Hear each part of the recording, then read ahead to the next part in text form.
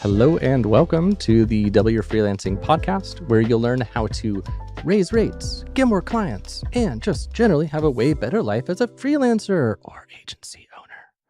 I'm your host, Zach Swinehart. Today, I'm talking with Delia Monk about some bottlenecks that she's been running into in her business as a six-figure copywriter who's trying to delegate stuff and grow to like a small agency, but finding, as I did in the past, that the, quote, juice isn't really worth the squeeze. So let's dive in. I'll do the proper intro thingy there, and it's going to be a great episode. So, Delia, hopefully future Zach, but to the podcasters past Zach, remembered to shoot an intro, because I'm going to just launch right into it because we don't have a lot of time. So the context for those of you tuning in, Delia is awesome. She's been on the podcast before. Really love chatting with her. Go check out her other episode if you haven't yet. Her and I were chatting in email recently, and she was I asked her where she's at with her business, how things are going. And what she was saying reminded me a lot of a phase that I was in before when I was trying to scale my agency, and I ended up backing out and going to being a soloist, second time scaling an agency. If you've ever seen my little about page on the website, and I break down the whole timeline of Zach's agency life, this will tie into part of that. If you haven't, go check it out, wfreelancing.com/about/Zach. So today, the theme is basically talking about these bottlenecks that happen between the 100K to 200K mark. The bottlenecks that happen when freelancers try to scale, especially when you go from word of mouth and scattered projects kind of all over the place, and then trying to delegate stuff and earn more. My experience, and it sounds like kind of Delia's experience too, is that often it feels like more faff than it's worth to delegate. You take home less, you do the worst work, and it just kind of sucks. And there are ways around this, but they require doing things really differently. And that's, I think, what makes them so complicated. So before we get into all of this, that we're going to try to unpack in 40 minutes before Delia goes and picks up her daughter, I'll just give a little intro to Delia. So cool thing about Delia, correct me if I'm wrong, Delia, but I think when Delia quit her job and started freelancing, she got up to 100K within a year. Is that right? Yeah. Cool. And Delia is a copywriter. Specifically, at least as of today, we'll see if anything changes based on this call, but at least as of this moment, she is a copywriter who specializes probably in a lot of things, but what her homepage says is positioning strategy and website copywriting. And she's got some cool wins under her belt here. One of her clients had a 3% application rate on a sales page before Delia came in, and Delia got it to 12%. So it's a 4x conversion rate on a sales page that she brought to a client, which is insane. I'm happy to get a plus 50%. That's insane to me. Others are happy for plus 10%, plus 300%. And for her long-term retainer client, she has doubled their open rates for their emails, which is also awesome. So if you ever want to check her out, getting her ecosystem sphere term word, you can do that at deliamonk.com. So Delia, welcome. Great to chat.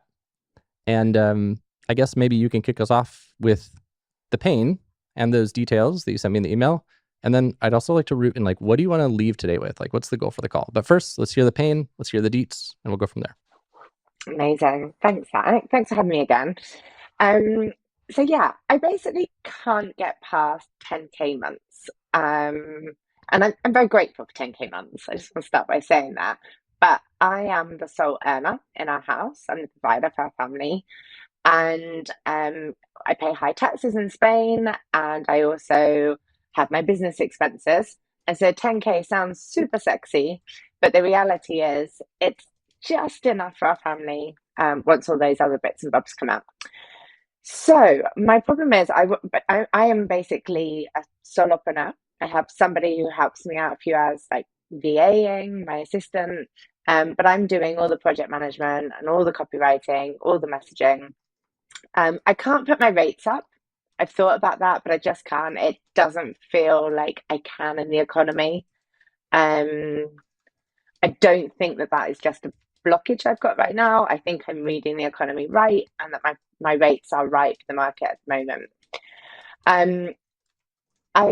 I would love to get to 15K. Like if I could be having solid 15K months, that'd be awesome. And I kind of think there's two ways I can do that. One is by doing more programs and courses, and the other one is by doing more of that like agency route where I'm outsourcing work so I can take more work on so I can increase my revenue. I have tried both and I haven't had success. I feel like neither are working.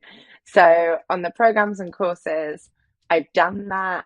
And honestly, the amount of energy that needs to go into growing my audience, the constant promoting, the marketing, the launching is too much. And it is a distraction from my one-to-one services, and the audience is slightly different. So I've sort of just parked that for now. Um, and like I recently launched a program that I had 3 people in it. So I'm like, do you know what? That's just not worth the energy and the effort, even though I do enjoy it. On the other hand, then I've got this scaling idea, and I tried it in January and in January, July, and the numbers didn't work. So if it's okay, Zach, I'm gonna give you my numbers. Yeah, yeah. So basically, in July, I earned 12K revenue.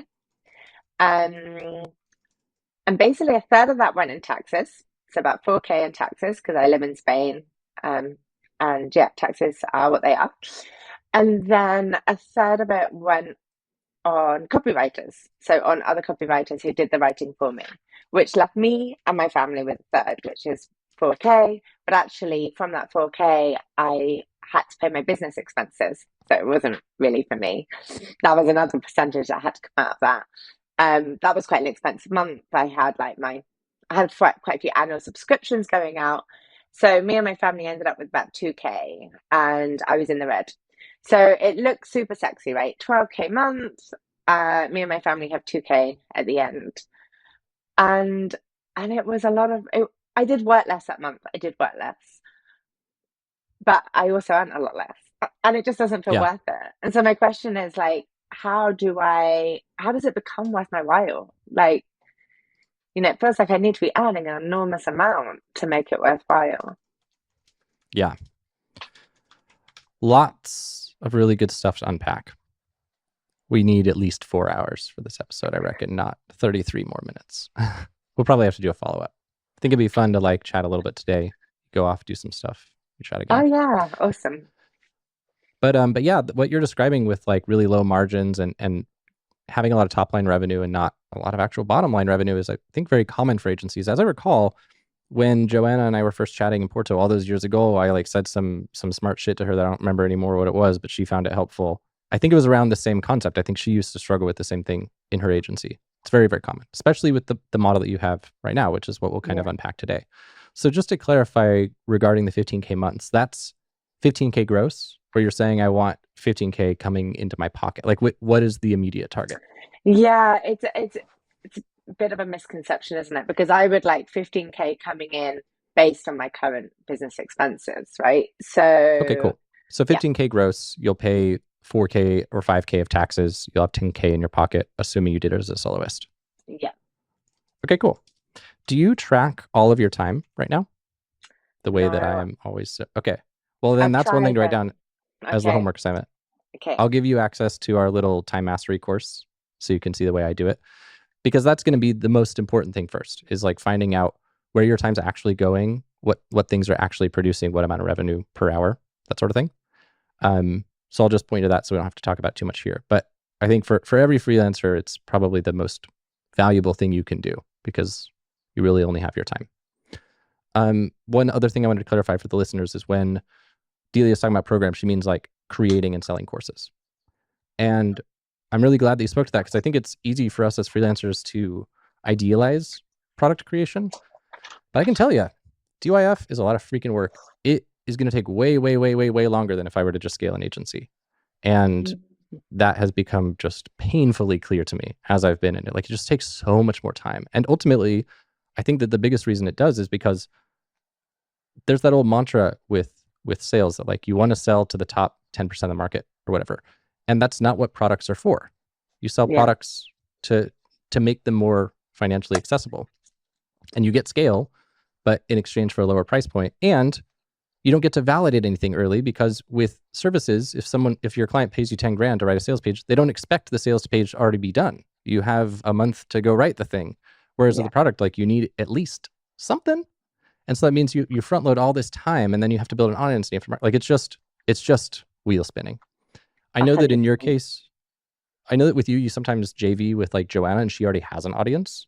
So if that's a way that you can get like a cool few grand in your pocket and Joanna literally just pays you a flat rate and you're happy with the hourly rate that comes from that, or if like I book you to come in and talk about your outreach strategy and I'm just paying you your rate, then cool. But I do, I will say from being on the other side of things and being in the freelance background and stuff that probably to hit 15K a month, your most efficient route is not going to be programs unless you already had a huge audience, but you don't. But for the people listening, like if you listener have a gigantic audience, then fine, sell courses and shit. But if you are like building your audience from scratch, your nobody agency route will pretty much always be faster because all the skills you've built as a freelancer, as like a copywriter, as a writer in general, they don't really help you be a course creator. They might give you the foundation of the stuff to teach, but as I've learned in DYF, like I was originally going to teach efficiency and stuff to freelancers. No one gives a crap about efficiency. Everyone wants to just know, how do I get clients? So a big thing I've had to do with DYF is like, I had to level up in this whole way that if I just leveled up in that way in the first place before doing DYF, my agency would have just made so much money. And that's something I want to pick apart a little bit here. Earlier, when you said you don't think it's just like a psychological thing regarding the economy and your rates, that one, I definitely had a red flag go up that I want to dig into because at the end of the day, that's like the kind of commoditized way of looking at it. Okay. Like, yeah, writers, maybe if you're just saying, hello, I can write nice words for your website. Those sorts of writers can't be charging crazy rates right now. But if you're saying, hello, Amy Porterfield, who makes $20 million a month from your courses, I can get your sales page up to the point where now you're going to make $30 million a month. And you actually can do it. You're not going to get pushback being like, well, the economy, so I can only pay you $50 an hour, because you're attached to that outcome. And you have like the easiest, sexiest skill to attach to an outcome as somebody who can write sales pages. So I'm kind of curious where that belief that it's not just like a psychological barrier, where that comes from for you.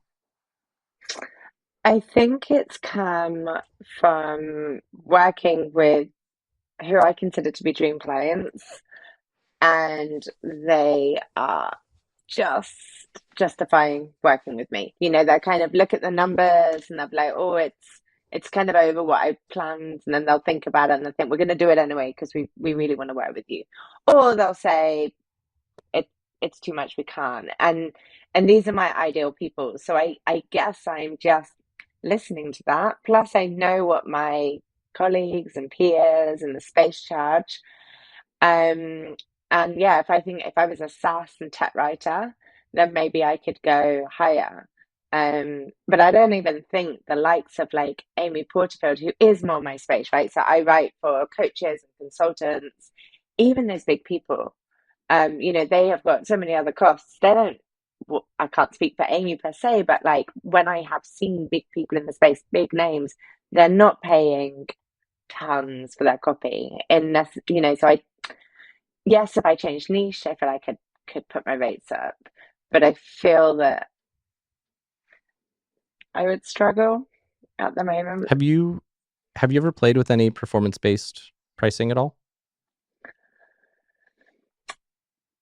No. So what would that look like? So in your belief system, let's say the Amy Porterfields, not her specifically, just the Yeah. Amy Porterfields, the dream clients of the world. What do you think they believe? What do you believe they believe is the max they would pay for a sales page in terms of dollars? Between 5 and 10K. Okay. So let's call it 5, or we can call it 10, 10 for easier math. So let's say 10K. And to you, what's a dream client? Like what amount of, from a launch or an email promo, what amount of like units do you think they're moving? And what amount of traffic do you think they're getting to their sales page? Yeah. So Yeah, they need to be getting a fair bit of traffic. They need to have a huge audience as well. They need to be having, you know, well, then we also get into again engaged. How engaged is the audience? That's the thing. There's a lot of factors that you can't control. Copy is only part of it. Yet it's the audience. How engaged is the audience?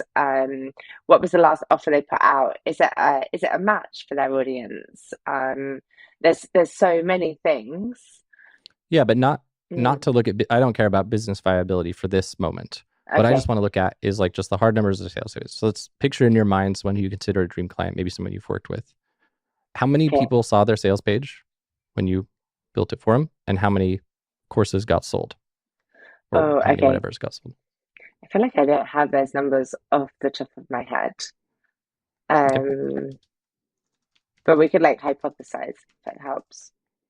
So with Joanna's, where you got her application rate higher, do you happen to remember at all a rough number of the amount of people who applied or saw the sales No, page? because she told me I'll often get given the conversion, so I haven't necessarily worked it out myself. So she got in touch and she was like, with 12x, with 12x applications. 4x, I think.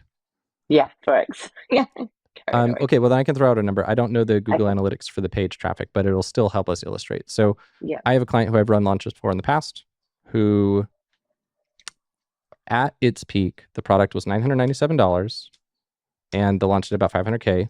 So that means there was about 500 units sold. I don't remember the sales page traffic. I think it's pretty normal to have a page convert. I'd have to look at benchmarks too. Yeah. But let's not use actual real numbers. Let's just say 3%. 3% conversion rate of sales page to cart, which I think is low. I think it's low. I'm going to pause. I'm going to mark a pause. I'm going to actually just go pull up a metric real quick because that'll be good to have. I tend to say that 3% is the average. But is that add to cart rate or is that conversion rate to sale though? I think conversion rate to sale, 3%. Yeah, I've got a benchmark down. Let me just find it real quick. So I've got a couple benchmarks up courtesy of John from Data Driven Marketing. He's got a cool agency that does like done for you email promos for course creators and stuff. His website is datadrivenmarketing.co, I think. Let me just double check. Well, yeah, I will double check because I don't want to misquote it. Yeah, datadrivenmarketing.co. John Ainsworth, really cool guy.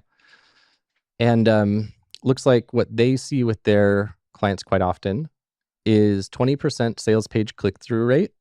So like the amount of people who were on the page that clicked the add to cart button, but not necessarily purchased.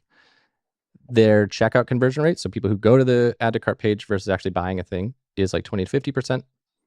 And keep in mind, these guys are selling like lower ticket stuff as a rule. Like often they're selling like sub $100 products. So I don't know where these benchmarks came from. But let's just suppose that that sales page click-through rate is 20%, or we can call it something like 10 if you want. If you are doing this work for, let me get back to my notes for you, for someone. So let's say it was 10% before, and then you got it to, let's say, even 15%.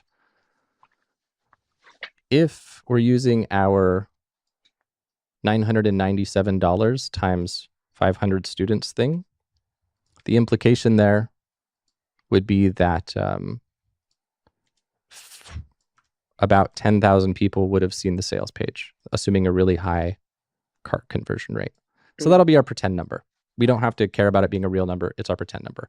So the fact is, if 10,000 people visit a sales page and 10% add something to cart, and then you do your magic and now 15% of them add something to cart, that's going to make a significant difference. So in the case of a 50% cart conversion rate, 10,000 people on a page times 10% of people hitting cart equals 1,000 people hitting cart times 50% cart conversion, which would be incredibly high, equals 500 sales. 10,000 people multiplied by 15% hitting the cart equals 1,500 people in the cart multiplied by 50% cart conversion equals 750 sales. So that's 250 sales difference multiplied by $1,000 in the case of this product is a $250,000 difference. And the reason that I call this out is that, like, if you are a commoditized copywriter and you say, hello, do you need a copywriter? I'm a copywriter. Hire me. Well, that's when people do look at the economy and they do look at the market and they say, well, these other copywriters don't charge much. But if you say, hey, I like increase the conversions of your sales rate to cart, and here's what I've done in the past. I literally 4x'd it for somebody else.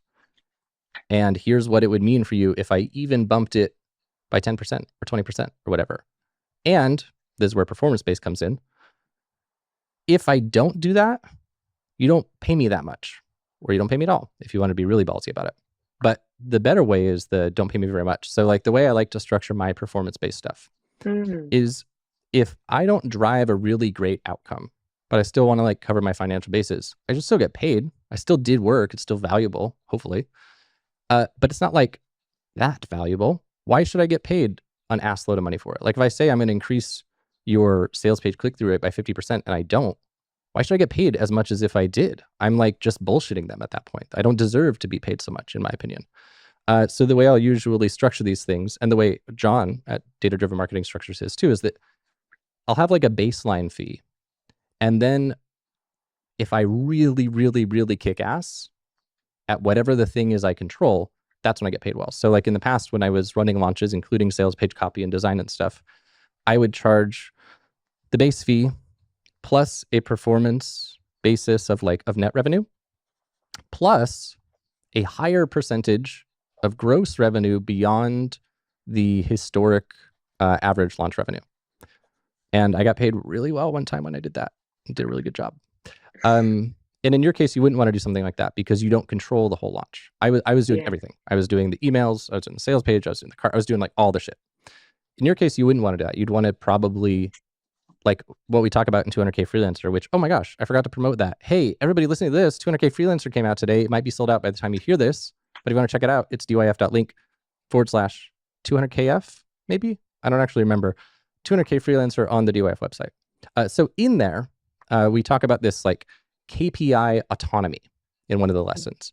And it's really important to consider for performance-based pricing is like, how many like steps removed from Kevin Bacon am I with this? What's that thing? 3 degrees of Kevin Bacon, something about Kevin Bacon. Anyway, like how far am I from this KPI? And in this case, if you were to say something like, you pay me based on email promo revenue, but all you did was the sales page and they sell it to a cold audience and they never send any emails and the emails they do send suck.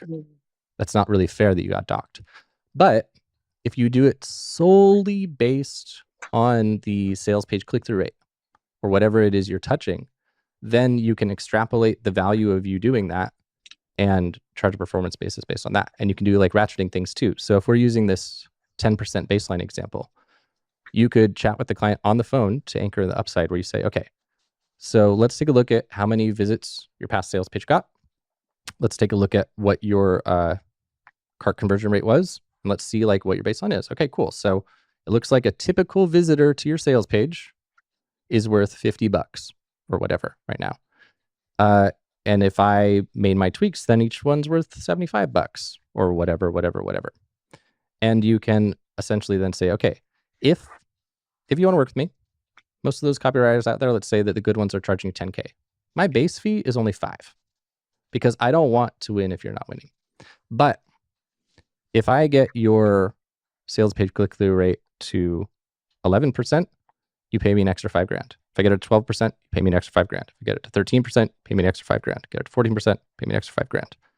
And you could have your rates sliding that way where you're like sharing in the piece of pie and you're reducing the upside, or sorry, you're reducing the risk for them and maximizing the upside for you.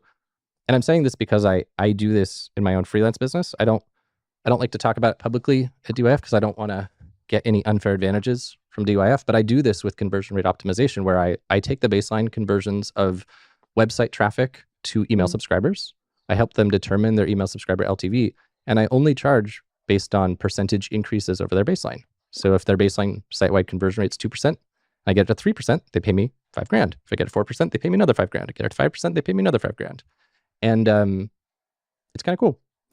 So when I say all this, like, I think you're absolutely right that the economy is tough and that commoditized copywriters aren't going to be crushing it right now.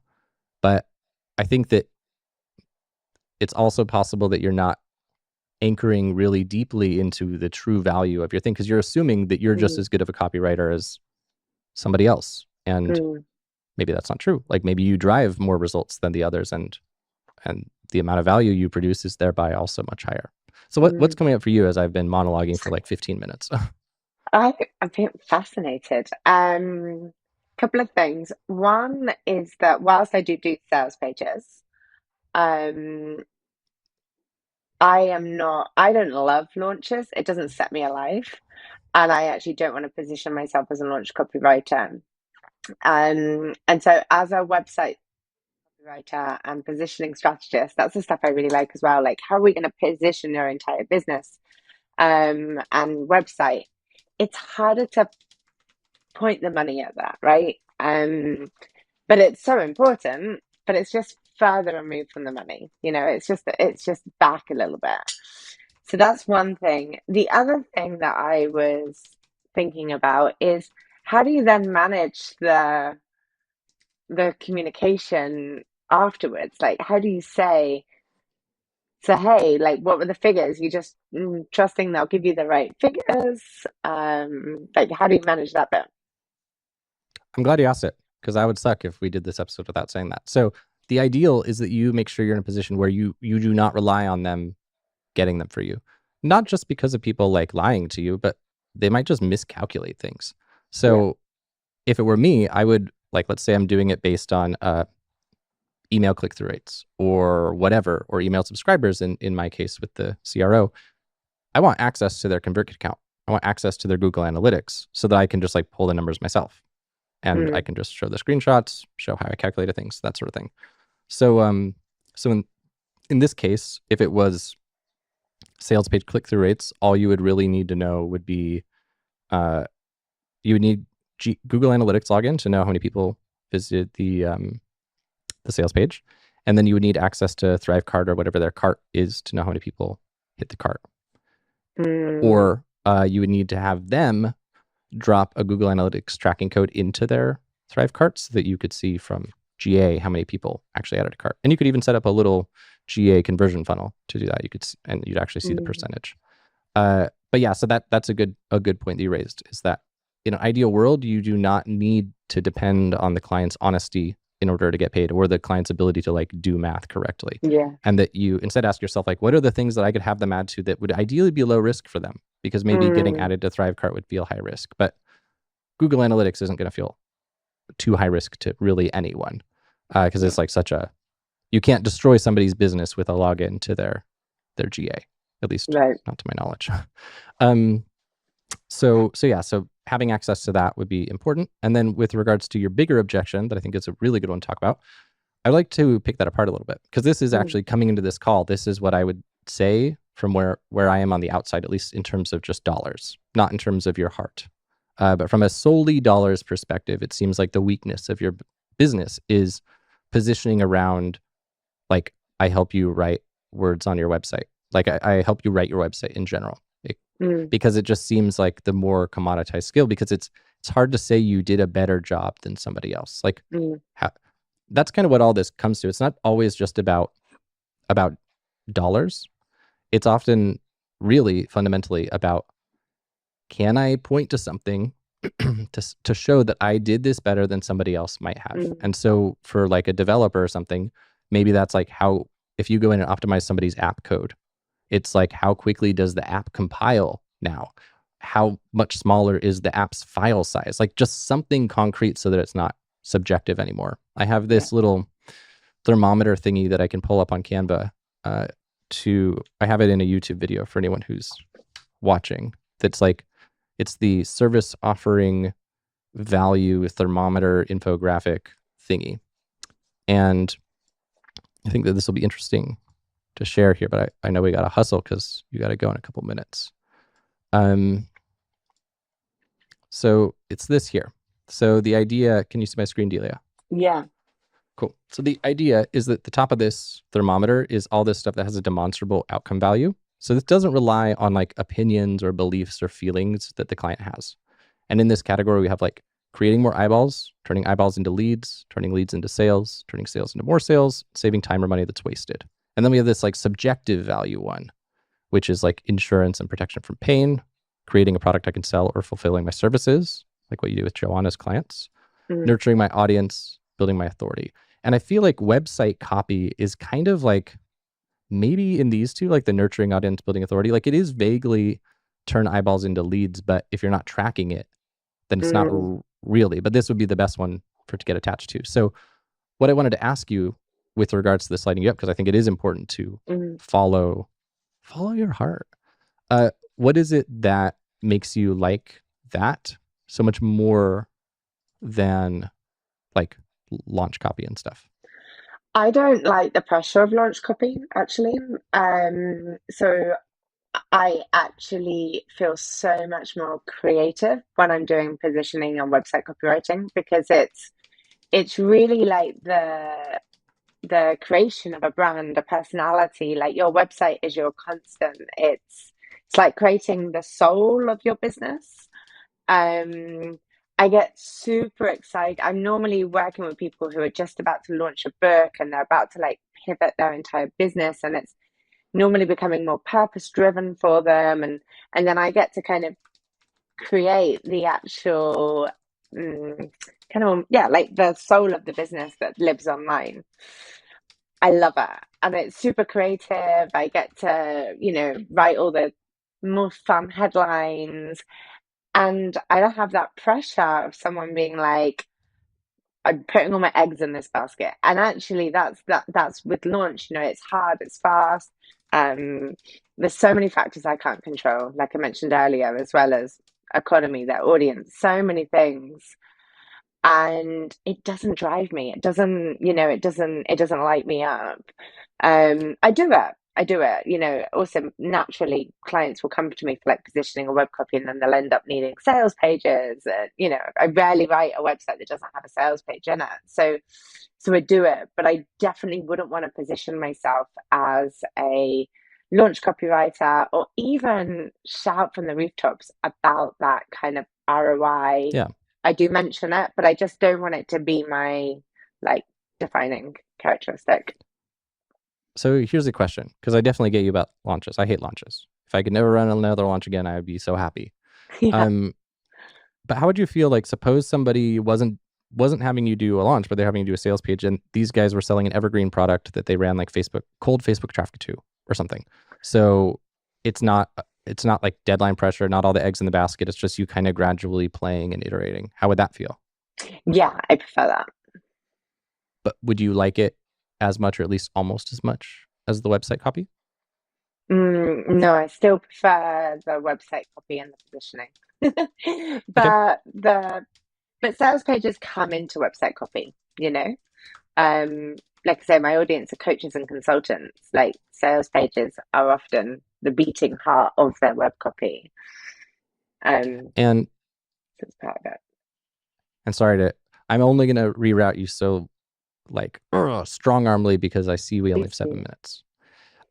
So what about if you were helping with website copy for the same author, people who are about to launch a book, blah, blah, blah, purpose driven, cool, cool, cool. But instead of you anchoring it in like the KPI of success being, does it feel good? What if the KPI of success was like, how many people are opting in to like hear about the book when it comes out or download a free chapter or whatever? And that your KPI, your benchmark was that website opt-in rate. How would that feel to you? Would that feel like it ruins everything, or could you still enjoy that just as much if it was targeted at that goal? Yeah, I could still enjoy it.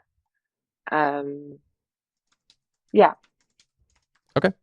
Well, then there you go. That's the high value. If you were to Mm, do this, you'd anchor to that high value outcome of like turning eyeballs into leads. And this is easy for me to speak to mm, because this is what I'm already doing with the CRO. Like I am doing site-wide conversion rate as the benchmark. So this will mean like rolling out global opt-in forms that people see on all different pages, maybe doing some segmentation, that kind of thing.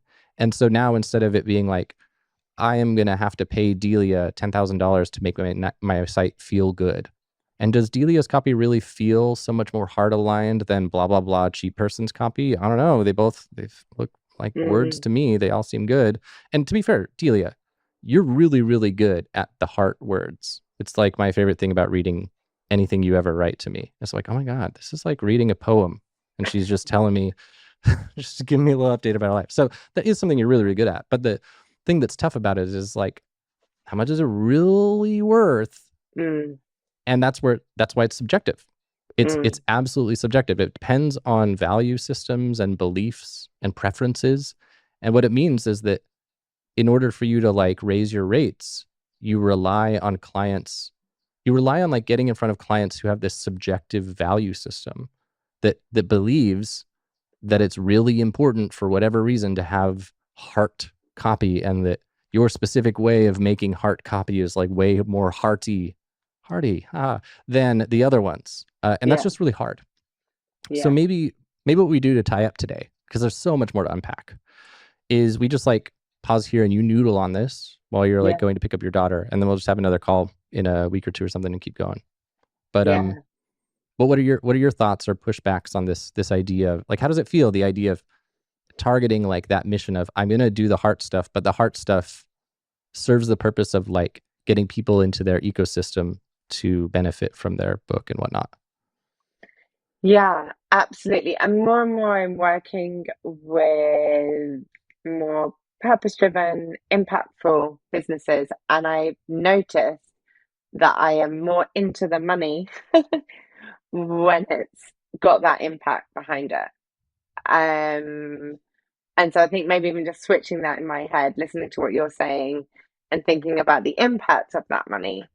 Um, feels better for me and it makes me more excited. Like I'm working with this pelvic health practitioner at the moment who is amazing and she is changing women's lives and women are walking out of her studio pain free after like, you know, being crippled with pain after having children like 10 years ago. Wow. Yeah, and I get sometimes we talk on the calls and I'll have a little cry, you know.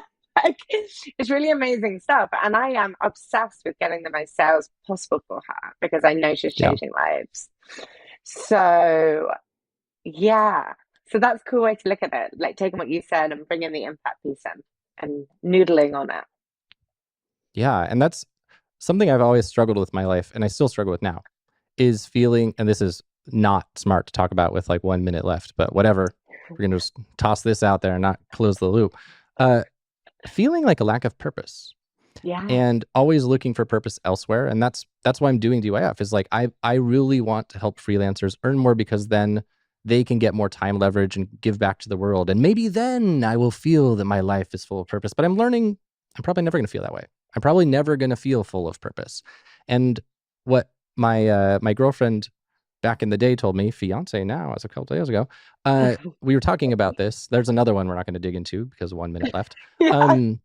She was like, well, Zach, like you're helping, like, let's say I'm doing CRO for someone who teaches English. It's like, dude, by getting more people onto this person's email list who has a product you believe in, like you are making an impact. You Yes. are getting these people this thing you believe in that otherwise wouldn't have. And I'm like, yeah, well, it's not as direct as I want or whatever. So I think that's really cool that you said that though, Delia, and that it does feel connected with it, because like these conversations about optimizing your rates and connecting to the demonstrable outcomes and stuff, it's not because we all just care about money more than anything else. It's because we care about the value we provide. And if you can align value like this clinic that's changing lives and you get to play a part in that, that's like a beautiful heart thing.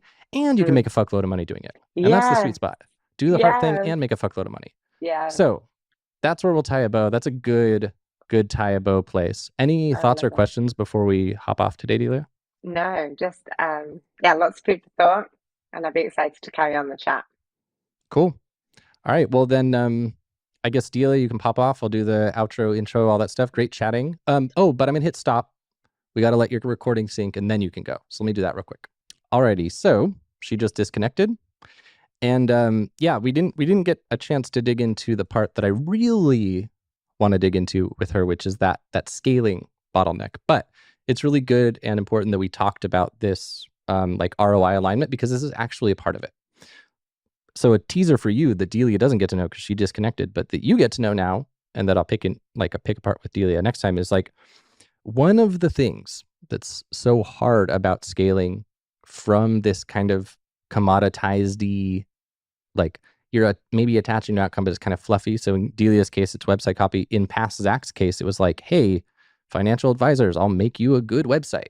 Like it, I made fine money. I think I got my hourly rates with just that as a service offering to like $175 an hour, which is, it's not epic, but I'm sure a lot of WordPress devs would love to be earning that. And it was still good money.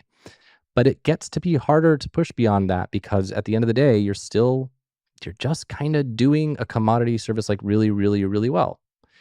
And the way that's the easiest to get like $250 an hour, $300 an hour, $1,000 an hour, though I've never been there. I think where I've peaked is like 300-ish for a project, maybe 275 or something. I'd have to check. But the way you do those things is by solving really valuable problems where you can point to something and be like, hey, that I did that thing. Not everybody could have done it as well as me. That's like this threshold. And if you don't cross that threshold and you try to scale, it means that you have to like essentially find a way to scale profitably, even though you can only get paid like a bit more than everybody else with the same commoditized skill set. And that's really, really, really difficult. The only people who manage to do that successfully are very seasoned business people. You can do it if you like arbitrage demands. Like let's say you generate a bunch of demand, you generate a huge amount of leads, and you're just crazy in demand because you're a really, really, really good marketer and you have some interesting hook in your business. So like if you're a web designer who just designs websites for financial advisors and you, number one, are really good at marketing it, you have like a lot of content about how financial advisors should do this special shit on their website that not every other website should do. Like you just have a lot of domain authority and maybe something interesting about your service model, like your pricing model, or maybe you turn around their website in like 24 hours, or it's a subscription-based thing, and you like automatically generate their terms and conditions for them that's specific to financial advisors. And if you go hire some other web developer, they couldn't do that, like blah, blah, blah, blah, blah. Like you're a specialized commodity. If you do that, you could probably make it work, but it would typically have to be at a very high level of scale. I spoke recently-ish, I guess not that recently anymore, like a year ago or something, to somebody who's running an 8-figure agency. So like over $10 million a year with a bunch of staff, like maybe 70 or 80 employees or something like that. But they were a commoditized agency and they were really struggling. They sold commoditized services and they I'm sure he made good money because if you even turn around 5% margins or 10% margins and you're just skating by, it's still a bigger baseline that you multiply that percent by, so you still have more dollars in your pocket. So I'm sure this founder dude, well, I fucking hope, I'm not sure, I hope for his sake, this founder dude took home at least $100,000 or $200,000 a year. But this is on a $10 million plus agency. And seeing how much they were struggling, it really drove it home for me that like you don't escape this with scale. You don't escape this commoditization trap by hiring more people, bringing in more leads. Like you can't just do more volume to escape it. You will always be struggling with this. And so the reason why all of this with Delia was important today is that in my experience, having scaled an agency twice, so the first time around, it was hella commoditized. It was literally called Websites for Less. Oh my God. That was when I was a young baby teenager and I knew nothing about anything. And then time number 2 was I knew a little bit more things about some things, but I still didn't know a lot of things about a lot of things. And I was just like, hey, I'll make you a really good podcast website. Or hey, I'll make you a really good financial advisor website.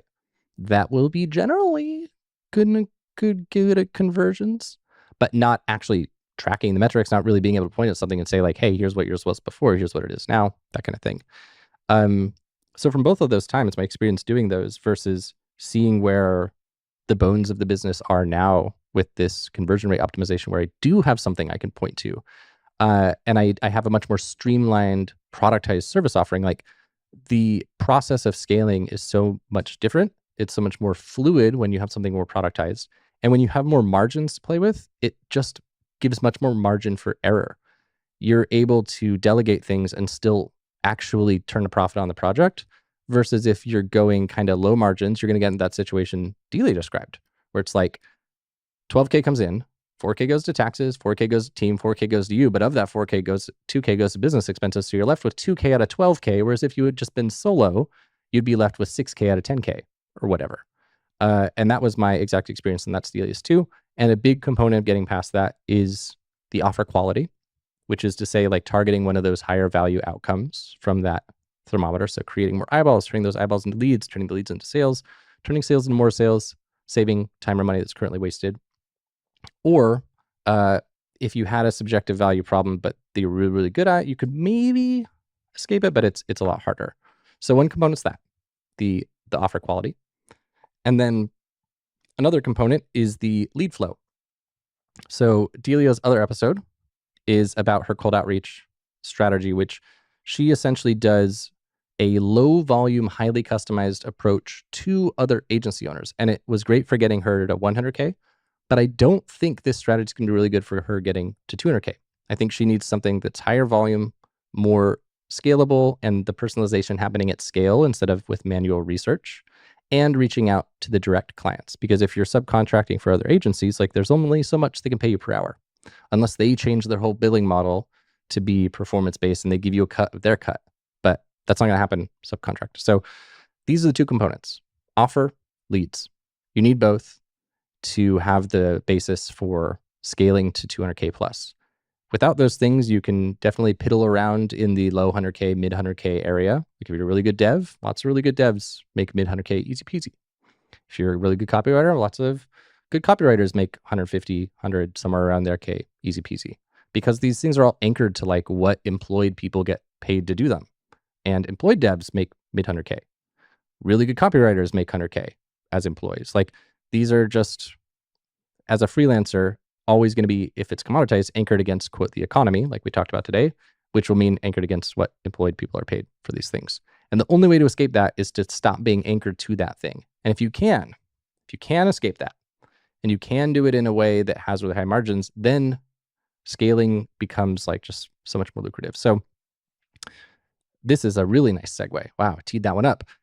If this stuff sounds cool to you, owning the lead flow, building up an abundance of leads in a way that you can control and predict, having an offer that's highly valuable and solves a valuable problem. This stuff that I'm talking about here, the stuff I was talking about Delia about, it's what the new 200K freelancer course is all about. It's what I literally walk through step by step. So if you've been following along, there's like this 15-step 200K roadmap. I don't know if you can find it on the site yet. It's been in the email list. I'll put it on the site one day. But that roadmap, it essentially walks through all of these steps to go from the state the Delia is at now. She does really good work. She's got great skills, but she's got some things that need to change. She's like kind of hitting the ceiling of what her current structure will allow. And now something systemic needs to change in order to break to that next ceiling of that 200K zone. And if she wanted to break from there into like the $1 million agency zone, she would have other bottlenecks and ceilings she has to break.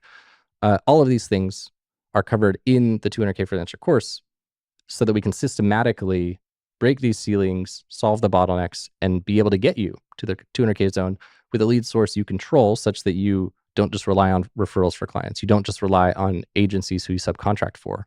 You are in control of it. You reach out to people at scale and book clients predictably, so that if you want more clients, you just know what levers to pull, how many leads to send the emails to, which campaigns to send you. You already know all that stuff, so you just click go. That's basically what the 200K freelancer course walks through. If there are still seats, I would love to have you in there. Doors open on Monday, which I guess is today, assuming we publish this when I was hoping to. And then they close on Friday. There are only 30 seats max. I did a little pre-opening thingy for the people on the wait list, and already like a handful of those people have joined, and I just let them in like an hour ago. So I don't know if this thing is going to sell out. I don't know if these people are going to be the only ones who buy. It's hard to say. But if you wanted to join the page with more info about that, I think it's wfreelancing.com/200K freelancer. Let's take a quick look. Yeah. wfreelancing.com/200 letter K freelancer. And I think that the short link was dyf.link/200kf, maybe? I don't know.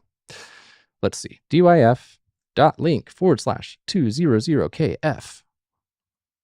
Yeah, that's it. So, yeah, if you want to join, love to have you in there.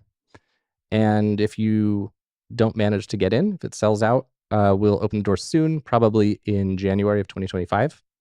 Basically, we launched this in July to a private cohort in the community, just a handful of people who've been with me on the coaching calls and stuff for a while, and now it's ready for the first public beta, but I don't want to, like, there's a lot of one-on-one support. I do a lot of manual reviews. Like every time you hit a key checkpoint, like list building or campaign writing or whatever, I review all your work, and I don't want to let 1,000,000 people in because then I won't be able to support everybody. So capping it really low. And then once these guys are making progress and winning and whatnot, then I'll reopen it next year.